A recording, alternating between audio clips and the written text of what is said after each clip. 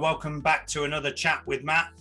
Today we're going to do something slightly different, as I always tend to say at the beginning of these chats, in that we want to hear from some of our people, some of our customers, some of our colleagues and friends.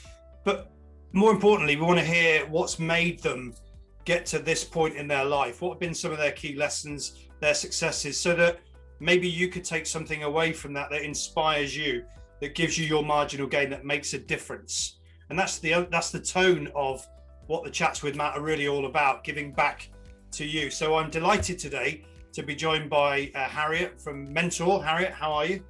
I'm good, thank you, Matt. Good, thank you for joining today.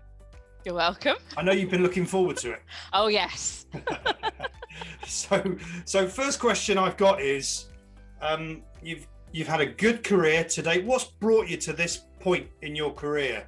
What's happened so far? Well, where to start really? So I previously worked in television on a couple of different TV shows, and then things changed and it's a very competitive industry and I wanted to kind of have more of a steady job. So I moved into a kind of administration for a training company. It was different. It was kind of Microsoft training. And then I moved actually to Mentor and I've been working at Mentor, started in 2014. So I was in the CS role for a few years, which was great. And, you know, I kind of learned a lot at Mentor, but I kind of got to a point where I didn't know what I wanted to do and I kind of didn't really feel fulfilled in my role anymore.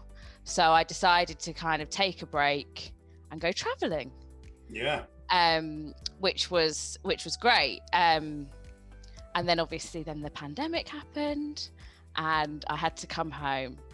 So I really lucky in that Mentor rehired me. So that was great. In my old CS role, you know, little bits and bobs had changed, which was great. And then the opportunities came up to do the digital product manager role. So I thought, you know what, I'm just going to go for this. This is more up my street in terms of production and kind of more of a creative outlet for me. So I went for that and got it. And here I am. Here you are, yeah. Well, congratulations on your new role. Thank you. It's nice that you've got that. I want to wind the clock back a little bit, if I may, to the point at which you thought you needed to take a break, because I guess many people watching or listening to this chat may be in a similar situation, particularly given what's happened over the last year. How did you know that it was time for you to take a break? Well, I knew I'd always wanted to go traveling, but I was kind of always too scared to kind of go off on my own. And I'd got to a place where I'd bought a property. So I was kind of in a good situation there. And I just kind of felt almost a bit stagnant and I didn't know what I wanted to do. Did I want to change my career? And I thought, you know what? I don't want to work for a while. You know, if I kind of in a position where I can save a bit of money and I can go off and see some of the world and do something totally different, totally outside my comfort zone, basically, because Mentor at that time for me was, you know, a comfort blanket really. So I was just ready for something different. I think we all get to that place, don't we, where what we're doing almost becomes a bit routine. Yes. And we want to try something new, or we want to try something different. What would you say was your favorite thing about your traveling time? All the different people that I met, and constantly having to push myself all the time, because you're meeting new people all the time. Where are you staying that night? Where are you going to next? That kind of almost just completely out of routine. It's like a new routine, like of, you know, having to use my brain all the time of, you know, what am I doing tomorrow? What's happening tomorrow? So it's always that kind of changing everything, changing countries, all the time. So it was, just that break from the routine. So it's almost a sense of recreating your comfort zone. That must have been daunting, but also a bit of a privilege to be in the position to be able to do that. Definitely. I mean, I felt so lucky that I could go. I loved it. But yeah, it's like going to a new country. For instance, I went to Australia and I knew I was going to be staying there for a while and I had to work. So trying to get a job in Australia is a bit different than trying to get a job here. And that was kind of a big learning curve, and having to push myself to go out every day and try and find a job. It was it was a big change. So there's a bit of a theme running through this, in that when you get to the point where you recognize you need to do something different, sometimes the most difficult thing to do is to make the change, because staying where you are is easy, and yet not fulfilling. But then you move forward and you learn loads and you stretch your comfort zone by doing the traveling. I guess you had a lot of fun along the way as well. Oh yes. So then you came back, and you came back into Mentor, which is great to have you back in the team. Tell me what it is about your new role that really ignites the passion in what you do.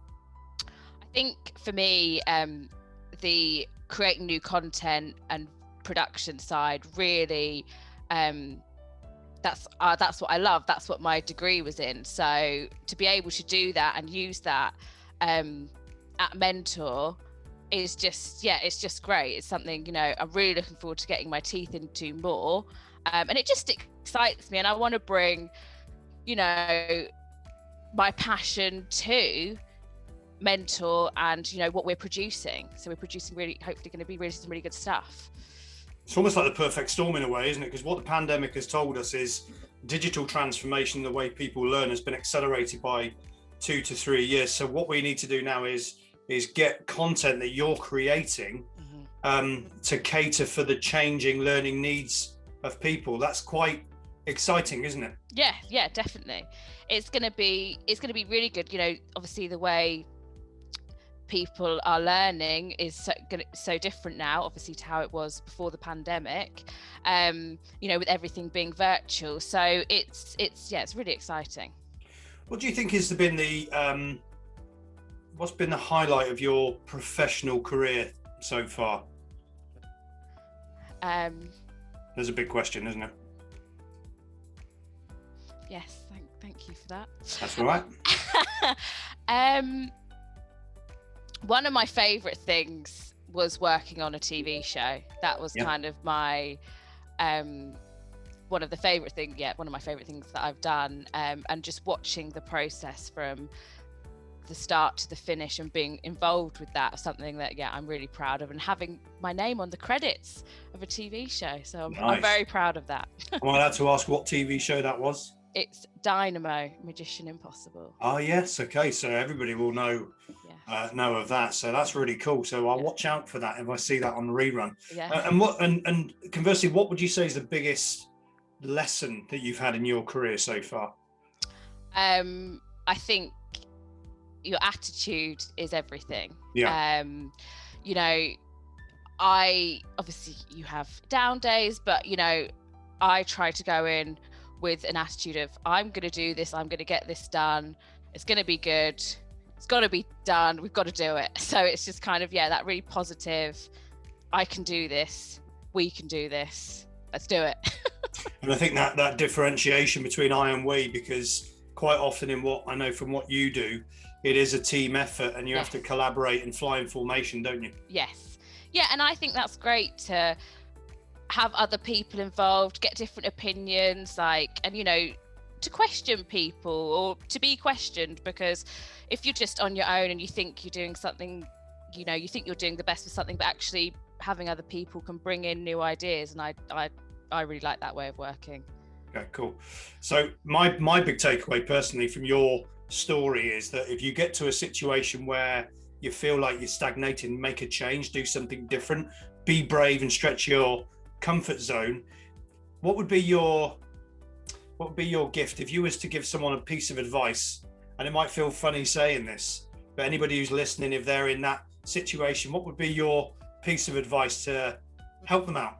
I think if there's something else you want to do, you can go for it. You just have to take the first step, and you can always get to where you want to be, but it's just taking that take that first step and kind of think about it logically, how you're going to get there, make a plan, and take that first step. I think that's great advice. And for everybody watching and listening, if you find yourself in a situation where you need to do something different, you need to take a step forward in any way, I agree with you, Harriet. I think to have a plan is a good thing. So you've got that beginning of what different might look like. Your story, because I've worked with you over the years, it's been inspiring actually to do something different, to come back, to then reinvent yourself and do a different role that you're now deeply passionate about. It's been a pleasure working with you over the last 7 years. I think you said 2014. Yeah. And it will be for the next however long. 70 years maybe. I'll be way too old by then. Harriet, it's been a pleasure. Thank you for coming on to the chat with Matt. Thank you.